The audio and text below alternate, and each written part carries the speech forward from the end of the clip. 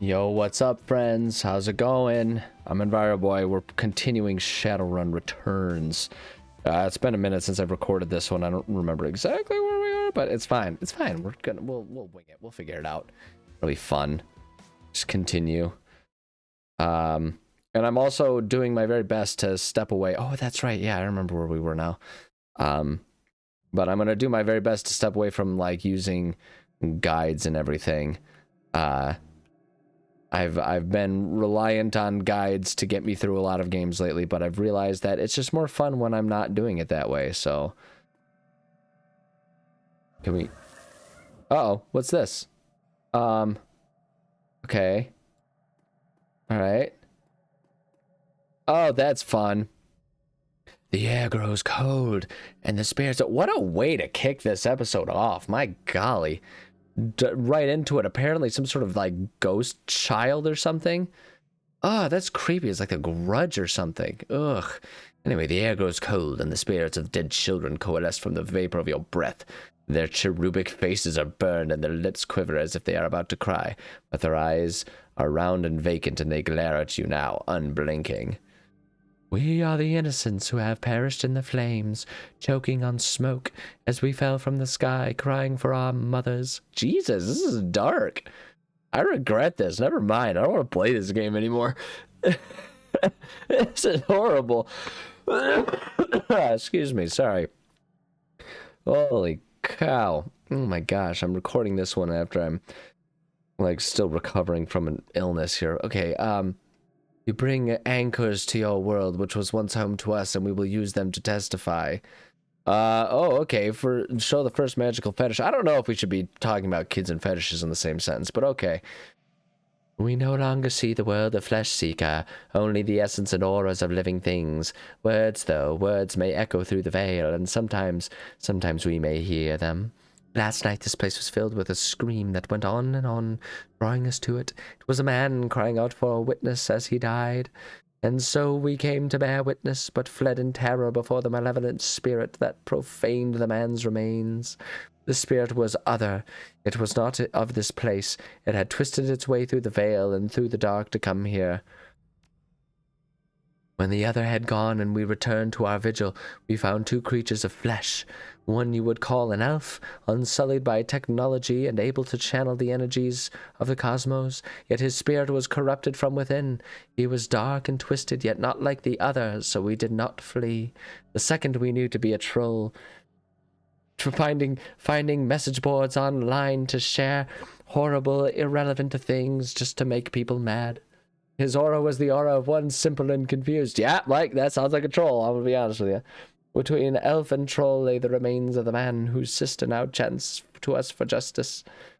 The elf, his essence remains in this place where the man died. Something has been left behind, a small part of him, perhaps. Gross.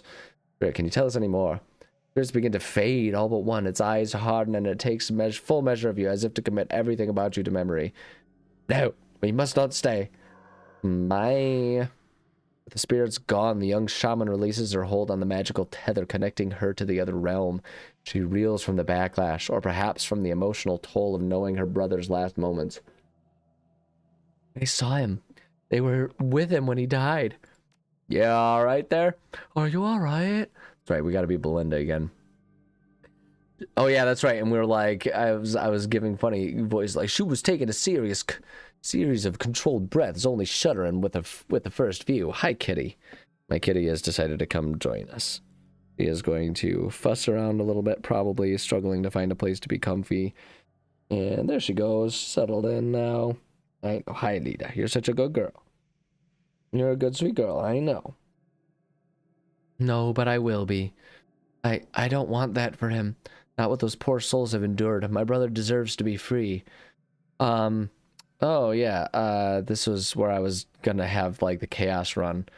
Can't get much more free than death. Isri, what we do now, we do for the living. Oh, it will be nice. I don't know, I'm not even gonna roll the dice on this, but it will be nice. He will be, once we find his killer. Yes, the elf and the troll. We have to find that piece of the elf the spirits spoke of. Our last hope of stopping this. What are we gonna find? Some sort of, like, finger lying around here? Wretched. Alright, So, like, I need to remember how this game works. I've been recording all sorts of Resident Evil 4, so now, like, being in a top-down environment like this is a little jarring for me, I'll be perfectly honest here. Did we already, I think we already searched around in here, right? Is there anything to, like, gain over here, maybe? Doesn't seem to be.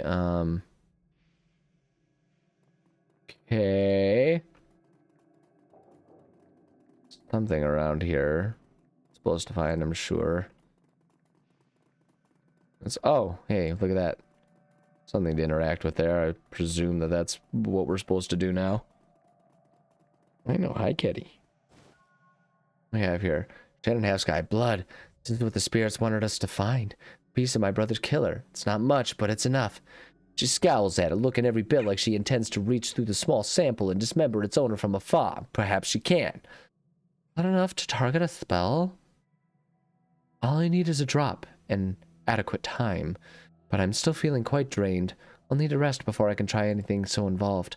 When I'm able, I'll commune with Bear, consult the spirits, and do what must be done. But in the meantime, you might take some portion of the sample to pursue a more conventional avenue of attack. I have some friends who might be able to help. Good. Let me know if you learn anything about this elf and troll pair. And should you find them, I want to be there when they are brought low. I want to see the light leave their eyes for my brother. That's dark, lady. That's real dark. I'll see what I can do. It's pretty twisted, but okay. So what does that mean? We're leaving? I guess that means we're leaving. Okay. All right. Yeah, let's get out of here. I know, kitty cat. Okay. You're about to transition to a new location. Continue? I guess so. I think it sounds like we're done here. I know, kitty. Okay, after hours. When you return to Seamstress's Union in the early hours of the morning, it seems a completely different place. Bereft of the normal crowd that haunts it, the bar feels desolate, almost abandoned. It's eerie, like the back hallways of the hotels and shopping malls. But you finally have a break in your case, a sample of the Ripper's blood. You just need to find someone to help you analyze it. Great. Okay, without its colorful staff, cast, and regulars, and posing tourists, the Union feels hollow. The front bar and lounge are deserted except for a handful of janitors. That's like super creepy. Is that how it's supposed to be? I want to be honest, that feels like they're setting up something really kind of dark and twisted, you know? Like, why would the place be this empty? I don't understand.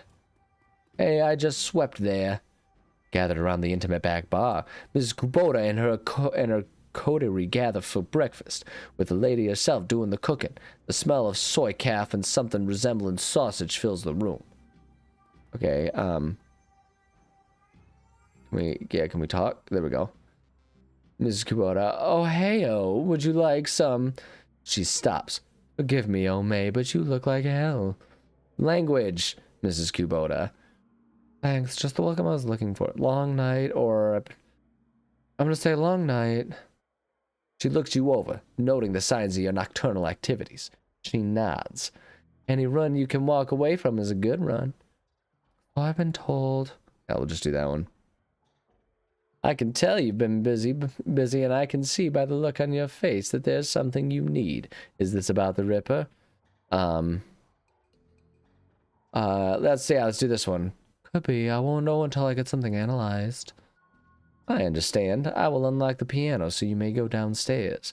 Someone down there might be able to help you if they are awake. It is likely that you will visit the Matrix before the day is done. May I take a sausage? Take the whole plate. Nice. Look at that. Hold on. He's got a chat box. What do you got for me? Evening, ma'am. What's the word around town, Mr. Cluey? There's been more talk of the Ripper killings. Some people are saying they're hate crimes on account of the victims all being human. Let's see here. There's more to it than just that. My thoughts exactly.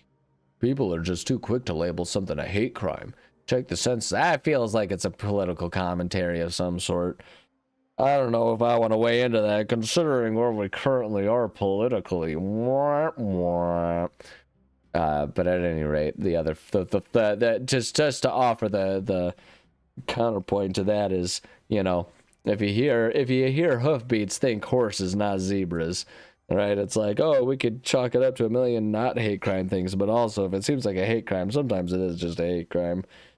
But sometimes it is someone setting something up. Oh my gosh, this goes deep. This goes all kinds of deep. It's the deep state. Oh, they're after us. Okay, anyway. Still a crime though, and that should be enough.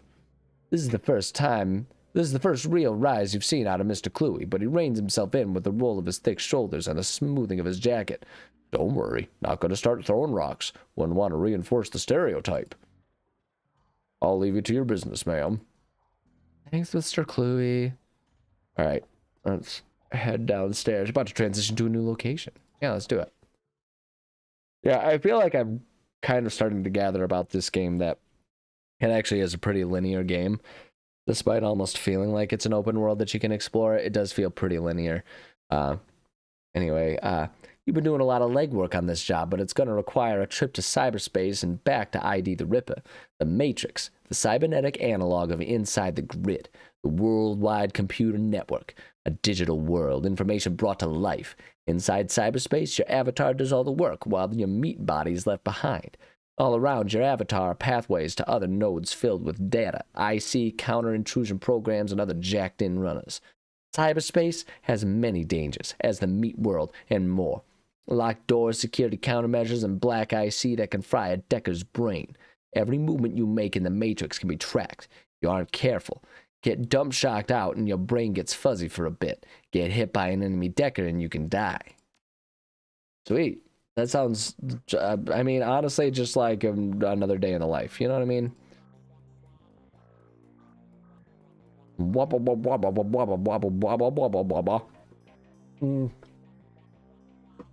Yeah, I don't know that we need to grab any of that stuff. Whatever. Okay, let's go talk to David Fry II.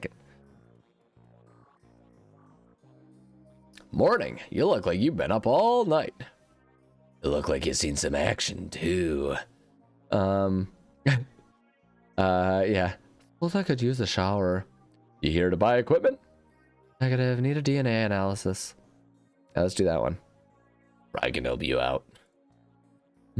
Doc Castle's equipment isn't really set up for that. He can sit us for a minute. However, I could employ a semiconductor chip. It could decode DNA using a voltage change instead of light. That would eliminate the use of highly expensive equipment that would be required otherwise. He brightens. I just read a journal about it, so the information's still fresh. Frankly, it should be easy. What do you want to know about it? The owner's identity?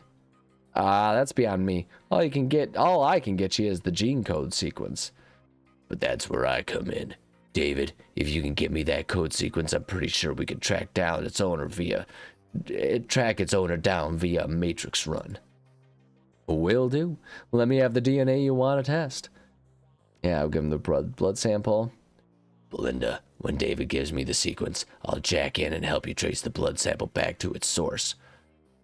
Thanks, guys. If this works, we may find the Emerald City Ripper. No dreck. He turns to Johnny, excited. Wake up, Johnny boy, you got work to do. And Belinda, if you need any gear, I'll be right here. I just got a second wind. Meet you at my rig, Belinda. There you go. So, hold on. You got more to say? You need some hardware or software? Oh, yeah, no, not right now. I'm not that. Nope. Yeah, there we go. Trying to remember my controls here. So there's Johnny. Man, guys, are you just there to sell me stuff right now? Oh yeah. I was hoping you'd get some peace and quiet tonight. You got something for me? Got a flight recorder. Wouldn't happen to be an Ares flight recorder, would it? Some very powerful buyers are looking for that right now. I can get rid of it for you for, say, 20%. That leaves $2,000 for you. Yeah, ooh, let's do that one. I know what I have. Make it 2,500 into yours. Rude. All right, I'll do you a favor. Nice. Cool. Hopefully I didn't need that for anything else. Just kind of yes man my way through this one. That's fine. Thanks to the semiconductor-based gene sequencing system that David employed, we should have the information we need to track the Ripper in the Matrix. I'm really impressed with this results, considering it was his first attempt. He was utilizing an unproven technique he'd read about in a science journal, and he was working from memory on a minimal sleep. Sounds fascinating. If there's time later, maybe you can tell me more about it. Yes, maybe we can sit down with David and he can share his research, but let's stay focused. Here's what I'm thinking. We hit the Lone Star DNA database first to see if our donor has the prior criminal record. They have extensive DNA archives. Then we go hunting based on what we find. Let's hit the Dex and Jack into the Matrix. I can get you into their private grid easily, but I've got to warn you, once we're in, it could get a little rough. How much decking experience have you had? No experience. What now? I have a Trodenet here. It's a headband you wear that lets you piggyback me into the Matrix. You'll see and hear everything I do. Great. This sounds super not dangerous. Okay, I don't know. I guess confirm? We're in. Oh, sweet. Oh, nice. We're running around. We're in the Matrix. Oh, this is sweet. Wait, what am I saying? Okay, your synapses light up as you connect your consciousness to the digital world. Although you aren't jacked in like Johnny, okay, well. So wait, what do I do? I don't understand. What am I supposed to do now? Oh, there we go. Okay, got it. Lone Star Data Store. Oh, I see. We can kind of go along here. Oh, no! Oh, golly, there's a whole lot of security going on here. Ooh, he's waving his arms. All right, hold on. So what can we do? Yeah. Yeah. Oh, no. Yeah. Missed. Uh-oh. Oh, thank goodness. Oh, he's getting all wobble arms on us. Oh, no. All right, well, yeah, let's just keep trying to take this one out. Right, there we go. Yeah. 60% chance. What if we just get ourselves a little bit closer? Yeah, 77% chance. Ow. I like the little, like, robot ow noise. Like, ow. Oh, he's getting wiggle arms on us. Ah, you missed me. You loser. Oh, come on. Okay, there we go. Yeah, he's down. All right, now let's see, a 77% chance. That's good enough. I'll take that. 1, 2. Can we get a third one in? Yeah, there we go. Nice. Oh, no. Don't hurt me. This is hilarious. Outrageously simplistic, but we did it. All right, yeah, let's see if there's a match for the fingerprint.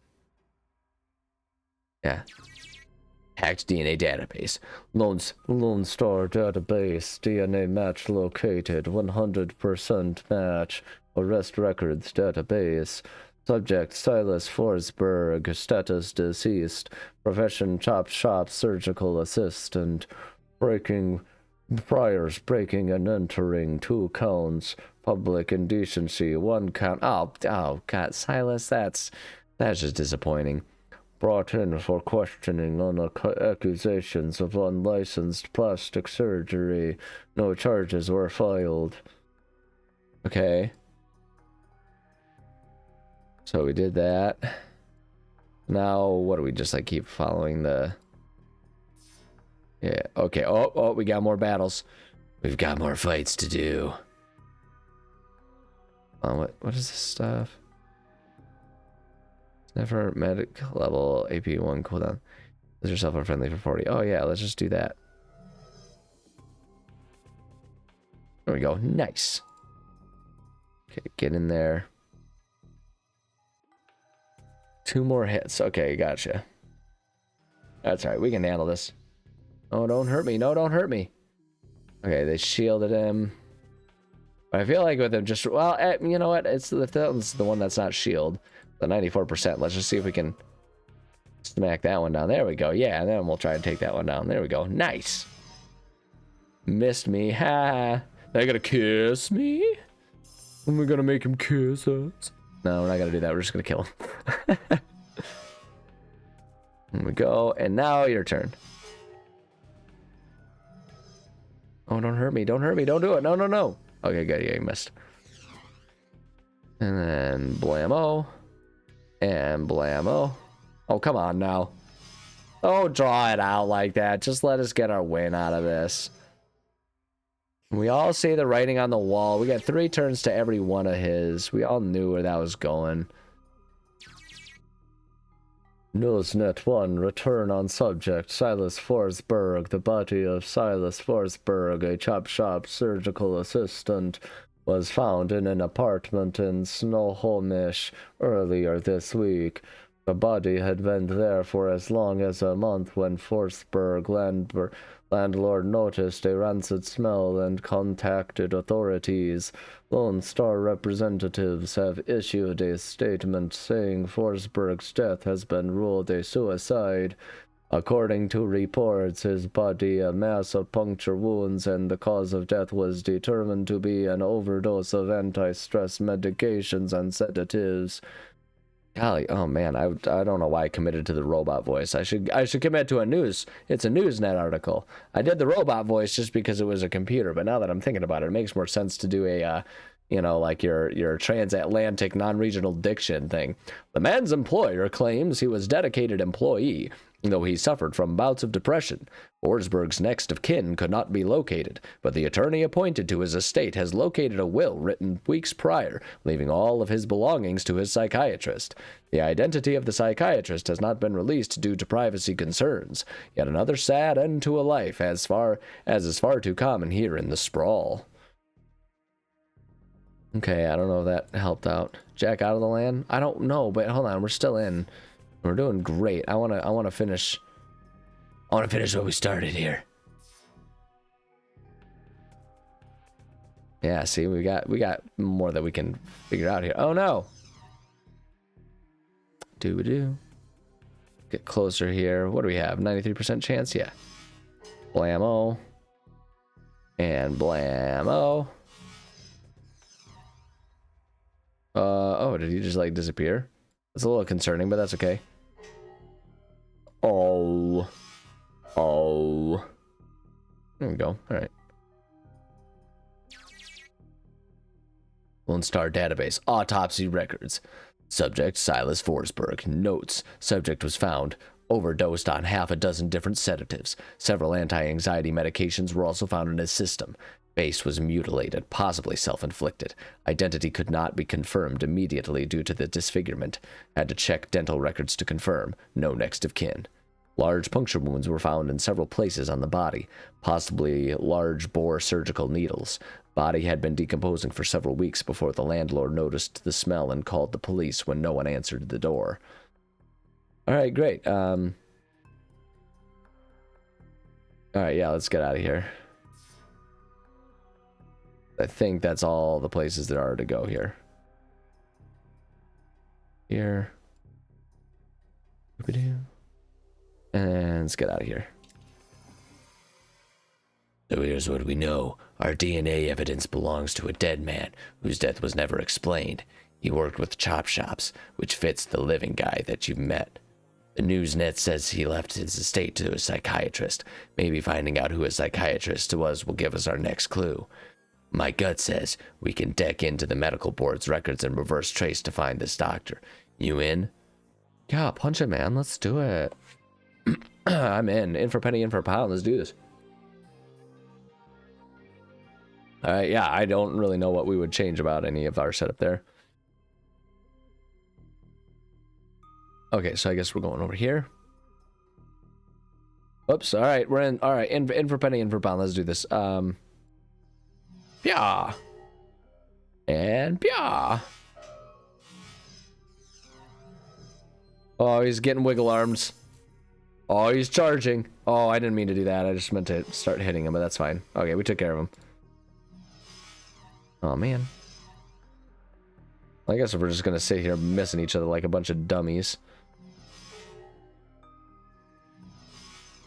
Oh, man. All right, well. Got him. All right, medical board 1. Searching medical records, Silas Forsberg.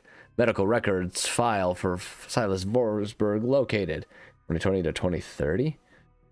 One particular pediatrician's entry stands out from the rest. Child suffers from a chronic depression and social anxiety, most likely caused by his physical abnormalities.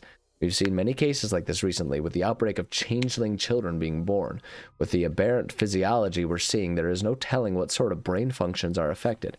Prescribed a series of sedatives last year that seemed to have no effect, upping the dosage. Oh yeah, if there's no effect, then just more of it. That's probably the proper thing.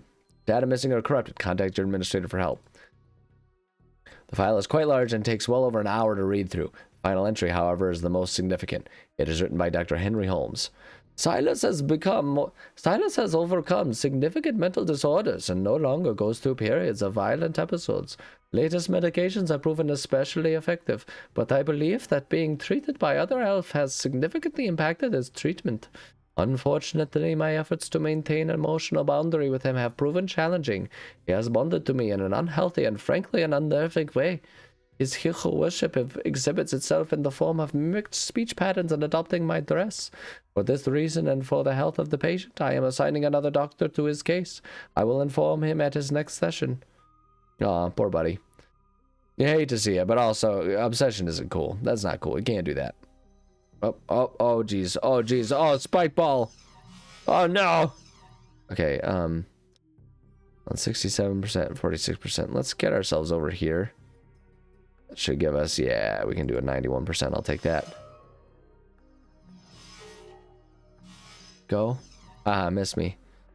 We get ourselves a little closer. Like, it risks making it easier for them to hit us, but also then we can hit them more assuredly, and it just seems like that's going to be better for us in the long run. Yeah, see? Medical board 2. Employment records located. Henry Hollings Holmes, MD, PhD. Current employment status?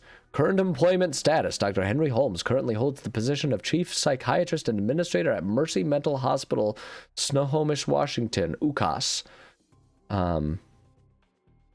That's where we are. Check previous employers. Previous employers, 45 to 54. Psychiatrist in residence, Mercy Mental Hospital, Snohomish, Washington, UCAS. Before that, attending psychiatrist. Before that, private practice. Okay. I guess that's all there is to gain from that. New objective, jack out of land. I gotta jack out, man. Sounds dirty. Please go away. I gotta check out. I just gotta check out. Please don't look at me. I'm just checking out. All right. Sorry, that's gross.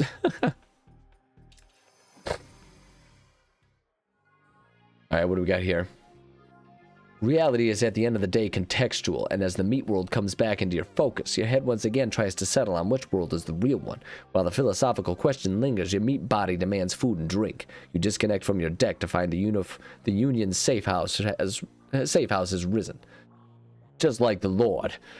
All right, hold on. TV crewman, do you got anything for me, or are you just selling me stuff? Oh gosh, this guy. Despite the hour, Buster is fastidiously put together in another wrinkle-free suit. He shows every indication that he's been up for hours, sunken to his elbows in a dozen crates, each containing objects of sinister matte black hidden beneath curls of straw-colored packing foam.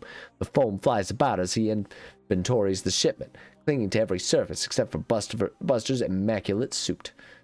Just in time, I got a whole slew of new toys in from a supplier back east. Factory fresh and still smelling of their mother's gun oil. Maybe there's something in this batch that you'd be interested in? Yeah, never mind. I'm not interested right now. Let's talk to this guy. David looks almost as tired as you do. You can tell that the case has gotten under his skin like it has yours. Any luck in there? We found an exact match for the DNA, but it was linked to a dead chop shop assistant by the name of Silas Forsberg. Now, I have my theories, but what do you think is going on here, Belinda? Let's see here. Oh man, there's a whole bunch of things. I don't know. I mean, DNA evidence doesn't belong to the killer. Silas faked it. Says Silas must have an identical twin brother. I feel like that's the least likely one. I'm almost leaning towards this one. Silas faked his death, but let's try this one. Doesn't belong to the killer. I guess that's still a possibility. You seem pretty sure when we got here that it did. What about Silas' autopsy report, though? Anything stand out? This was so mangled that they had to use dental records to identify him. Killed by sedatives, but the coroner still thought he had ripped his own face off. Oh, mangled. I mean, like, that's the one that stands out to me. Face was so mangled they had to use dental records to identify him. Like, that's got to mean something, right? Good catch. That matches up with something I've seen runners try. It's easy enough to find a body shop that'll make a replica set of teeth for you. Find some schlub off the street no one will miss. Swap the teeth and throw the heat off your trail for a while. Lucky I've never been that desperate. But why would he need to go to those lengths? Did the police records have something linking him to a different crime? Yeah, I mean, like, that's an important thing to note. Had a prior for unlicensed plastic surgery. True. Wouldn't look too good on someone's record if they wanted to become a doctor. I think this is beginning to come together. The late Silas left all his belongings to a doctor. Dr. Holmes. Employment records have him as the administrator at Mercy Mental, and the picture on his file matches the person you saw downtown. The same person this DNA belongs to. All the evidence points to him being your killer, whoever he really is. Let's see here. Yeah, let's do this one. Should go find this Dr. Holmes and ask him some very pointed questions.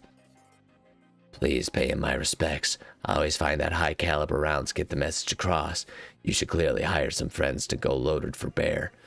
I side-loaded a ton of valuable data from those Lone Star Matrix nodes. Here's your cut. Yeah, we'll just do like, I'll see you later. And then you're not coming. Because I feel like we've kind of set the precedent that that's not really his bag. I'm going to see if David Fry has anything. No, he's just selling stuff. Not right now. Okay, so I guess that's a good place for us to call it then. I feel like that's actually a pretty monumental, well, I don't know if I'll say monumental, but pretty eventful episode there. I just want to check with all these people, make sure all they have is like sales. Just one glance at you is all you need to tell that the good doctor is exhausted. Her crumpled scrubs are stained with a mix of blood and other fluids too colorful to be naturally occurring in the human body. Her eyes are those of a person who has built up a substantial sleep debt and has no idea when or how to begin paying it off. I'm not one to talk, but you look like a dreck. Right, there isn't much I can do for that. I guess maybe I'll bite. Doc Castle snaps her fingers and calls forth the spirit normally seen perched on his shoulder. It appears from out of the ether, and the doctor immediately seems less fatigued than she was a moment before. Now, what can I do for you? Everything all right here, Doc? Here at the Union? Yes, fine. I'm just getting back myself. Days here tend to be slow, so I volunteer at a medical center on the other side of Touristville, and I had a rough shift. What happened? What always happens? Some run or some deal or some meat went south. One thing led to another, etc., etc.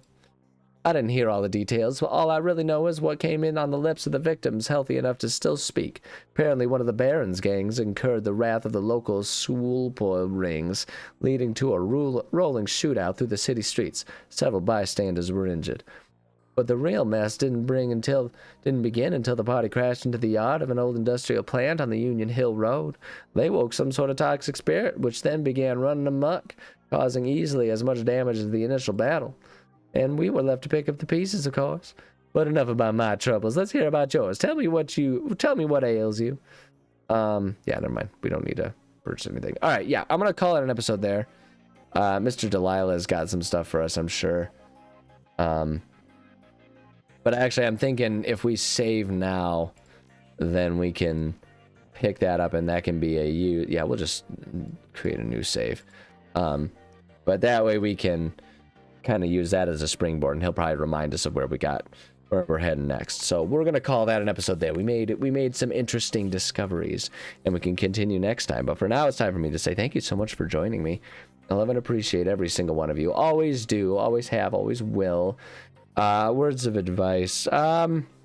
Maybe, I don't know, like, we're about to learn that this Dr. Silas guy, or whatever his name is kind of up to some shifty stuff. Look, if you want to start a new career as a doctor, maybe just have a reckoning with whatever your past priors are and just kind of accept that your decisions will impact where your current life is. Maybe don't do that instead of mangling some other poor schmuck just for the sake of faking your own death and all that kind of stuff. That just seems like, as we're about to find out in this game, like it's destined to go wrong. So I don't know. That's not that I've done it and can speak from experience, but that's just maybe what I would say. I don't know. Take it if as you will. Okay, anyway, love you. Bye.